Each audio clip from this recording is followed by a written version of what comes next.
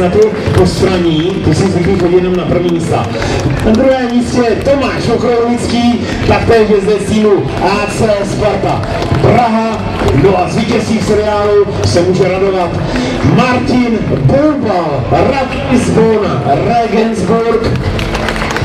No a poprosíme samozřejmě starostu města Ratic, aby předal trofeje pro nejlepší 3 v tomto seriálu.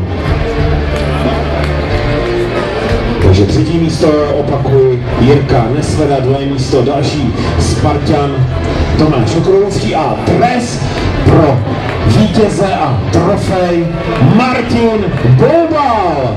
Martin Boubal předvedl opravdu heroický výkon, kdy v Kolíně na koskách prakticky rozhodl o svém triumfu.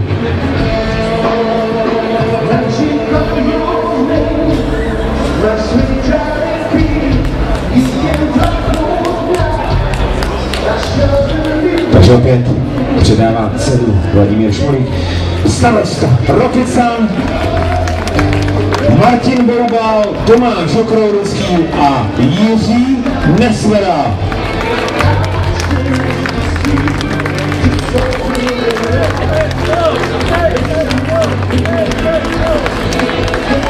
Takže ještě jednou děkujeme městu Rokycany, všem partnerům, kteří se podíleli a samozřejmě i bezpečnostní službě IVA, která se postarala o to, aby se zde při vyhlášení nic nestalo.